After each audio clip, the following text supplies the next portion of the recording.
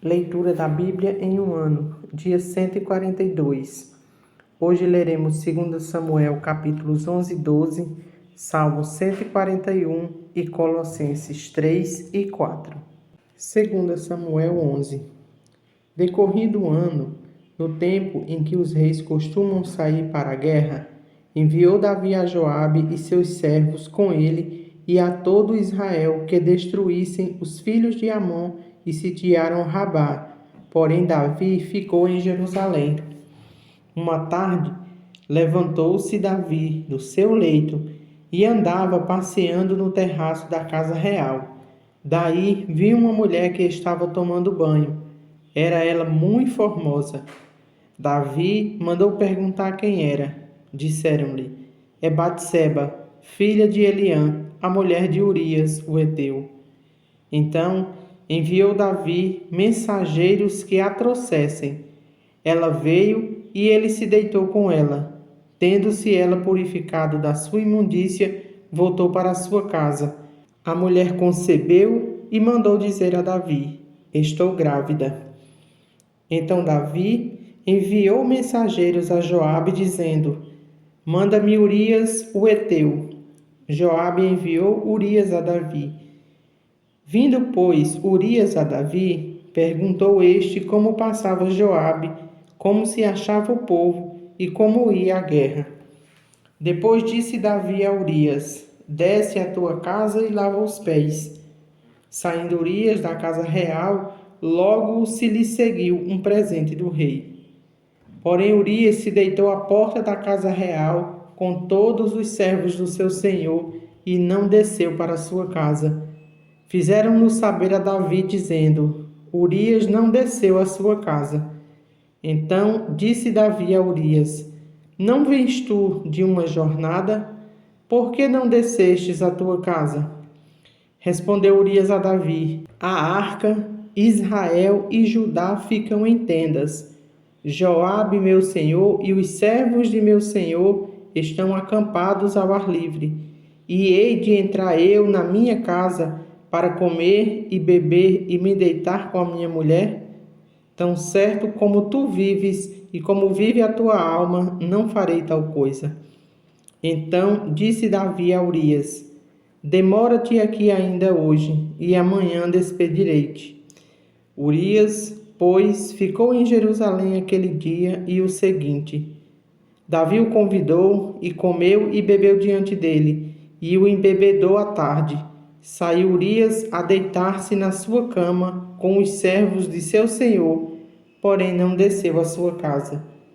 Pela manhã, Davi escreveu uma carta a Joabe e lhe a mandou por mão de Urias. Escreveu na carta dizendo: ponde Urias na frente da maior força de peleja e deixai-o sozinho para que seja ferido e morra. Tendo, pois, Joabe sitiado a cidade, pôs a Urias no lugar onde sabia que estavam homens valentes. Saindo os homens da cidade e pelejando com Joabe, caíram alguns do povo dos servos de Davi e morreu também Urias o heteu. Então Joabe enviou notícias e o fez saber a Davi tudo o que se dera na batalha. Deu ordem ao mensageiro dizendo: se ao terminares de contar ao rei os acontecimentos dessa peleja, suceder que ele se encolerize e te diga: por que vos chegastes assim perto da cidade a pelejar? Não sabíeis vós que haviam de atirar do muro? Quem feriu a Abimeleque, filho de Jerubezete? Não lançou sobre ele do muro um pedaço de mó corredora, de que morreu em Tebes? Por que vos chegastes ao muro? Então dirás: também morreu teu servo Urias, o heteu.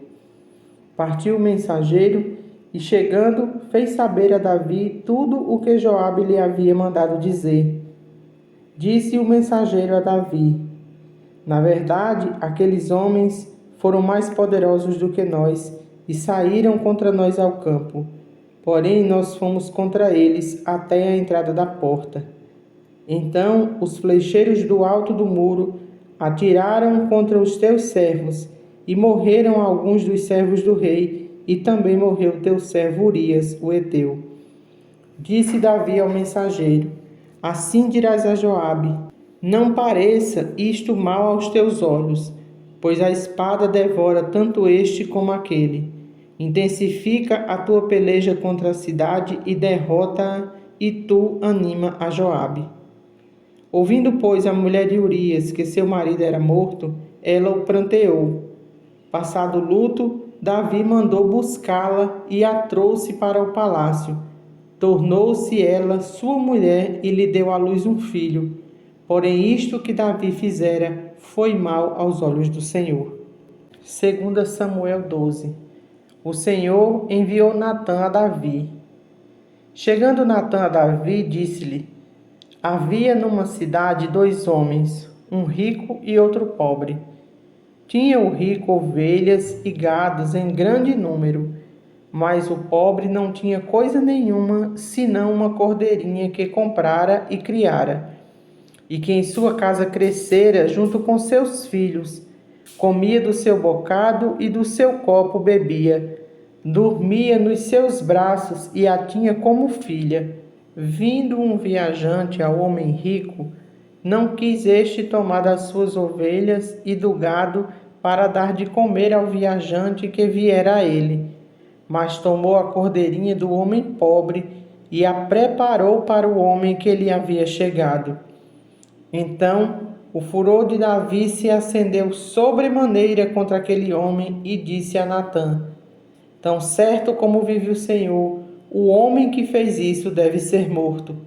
E pela cordeirinha restituirá 4 vezes, porque fez tal coisa e porque não se compadeceu. Então disse Natã a Davi: Tu és o homem. Assim diz o Senhor, Deus de Israel: Eu te ungi rei sobre Israel e te livrei das mãos de Saul. Dei-te a casa de teu senhor e as mulheres de teu senhor em teus braços, e também te dei a casa de Israel e de Judá. E se isto fora pouco, eu teria acrescentado tais e tais coisas. Por que, pois, desprezaste a palavra do Senhor, fazendo o que era mal perante ele? A Urias, o heteu, feriste a espada, e a sua mulher tomastes por mulher, depois de o matar com a espada dos filhos de Amon. Agora, pois, não se apartará a espada jamais da tua casa, porquanto me desprezaste e tomaste a mulher de Urias, o heteu, para tua mulher. Assim diz o Senhor: Eis que da tua própria casa suscitarei o mal sobre ti, e tomarei tuas mulheres à tua própria vista, e as darei a teu próximo, o qual se deitará com elas em plena luz deste sol. Porque tu o fizestes em oculto, mas eu farei isto perante todo Israel e perante o sol. Então disse Davi a Natã: Pequei contra o Senhor. Disse Natã a Davi: Também o Senhor te perdoou o teu pecado. Não morrerás, mas posto que com isso deste motivo a que blasfemassem os inimigos do Senhor, também o filho que te nasceu morrerá. Então Natã foi para a sua casa. E o Senhor feriu a criança que a mulher de Urias dera à luz a Davi, e a criança adoeceu gravemente. Buscou Davi a Deus pela criança, jejuou Davi, e vindo, passou a noite prostrado em terra. Então os anciãos da sua casa se achegaram a ele para o levantar da terra, porém ele não quis e não comeu com eles. Ao 7º dia morreu a criança, e temiam os servos de Davi informá-lo de que a criança era morta, porque diziam: Eis que, estando a criança ainda viva, lhe falávamos, porém não dava ouvidos à nossa voz. Como, pois, lhe diremos que a criança é morta? Porque mais se afligirá. Viu, porém, Davi que seus servos cochichavam uns com os outros, e entendeu que a criança era morta, pelo que disse aos seus servos: É morta a criança? Eles responderam: Morreu. Então Davi se levantou da terra, lavou-se, ungiu-se, mudou de vestes, entrou na casa do Senhor e adorou. Depois veio para a sua casa e pediu pão. Puseram-no diante dele e ele comeu. Disseram-lhe os seus servos: Que é isto que fizeste? Pela criança viva jejuaste e choraste. Porém, depois que ela morreu, te levantaste e comestes pão. Respondeu ele: Vivendo ainda a criança, jejuei e chorei, porque dizia: Quem sabe se o Senhor se compadecerá de mim e continuará viva a criança. Porém, agora que é morta, por que jejuaria eu? Poderei eu fazê-la voltar? Eu irei a ela, porém ela não voltará a mim. Então Davi veio a Batseba, consolou-a e se deitou com ela. Teve ela um filho, a quem Davi deu o nome de Salomão, e o Senhor o amou. Davi o entregou nas mãos do profeta Natã, e este lhe chamou Gededias, por amor do Senhor. Entretanto, pelejou contra Joabe, contra Rabá, dos filhos de Amon, e tomou a cidade real. Então mandou Joabe mensageiros a Davi e disse: Pelejei contra Rabá e tomei a cidade das águas. Ajunta, pois, agora o resto do povo, e cerca a cidade e toma-a, para não suceder que, tomando-a eu, se aclame sobre ela o meu nome. Reuniu, pois, Davi todo o povo, e marchou para Rabá, e pelejou contra ela, e a tomou. Tirou a coroa da cabeça do seu rei. O peso da coroa era de 1 talento de ouro, e havia nela pedras preciosas, e foi posta na cabeça de Davi, e da cidade levou muito grande despojo. Trazendo o povo que havia nela, fez-lhe passar as serras, e as picaretas, e a machados de ferro, e a fornos de tijolos, e assim fez a todas as cidades dos filhos de Amon. Voltou Davi com todo o povo para Jerusalém. Salmo 141. Oração vespertina por santificação e proteção. Senhor, a ti clamo, dá-te pressa em me acudir. Inclina os ouvidos à minha voz quando te invoco. Suba à tua presença a minha oração como incenso, e seja o erguer das minhas mãos como oferenda vespertina. Põe guarda, Senhor, a minha boca, vigia a porta dos meus lábios. Não permita que meu coração se incline para o mal, para a prática da perversidade, na companhia dos homens que são malfeitores, e não coma eu das suas iguarias. Fira-me o justo, será isso mercê. Repreenda-me, será como óleo sobre a minha cabeça, a qual não há de rejeitá-lo. Continuarei a orar enquanto os perversos praticam a maldade. Os seus juízos serão precipitados penha abaixo, mas ouvirão as minhas palavras que são agradáveis.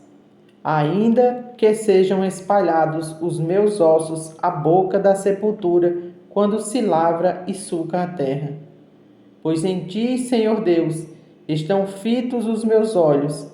Em ti confio, não desampares a minha alma. Guarda-me dos laços que me armaram e das armadilhas dos que praticam iniquidade.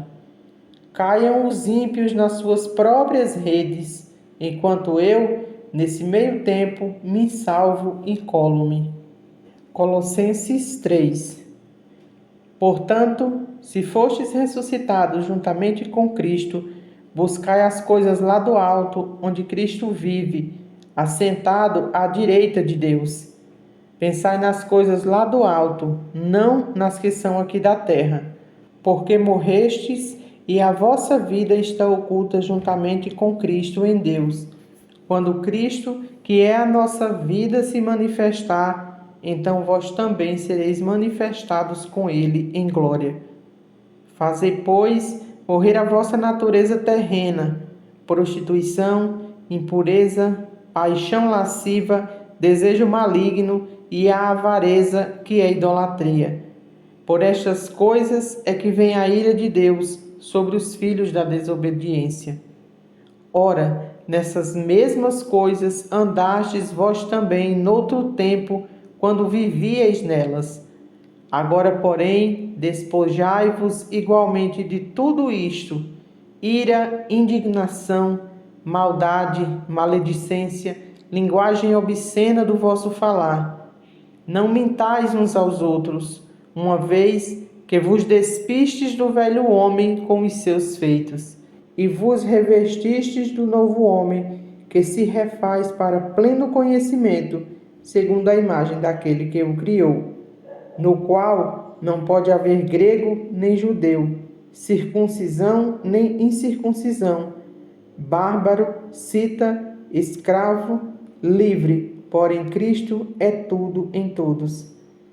Revesti-vos, pois, como eleitos de Deus, santos e amados, de ternos afetos de misericórdia, de bondade, de humildade, de mansidão, de longanimidade, suportando-vos uns aos outros, perdoai-vos mutuamente, caso alguém tenha motivo de queixa contra outrem.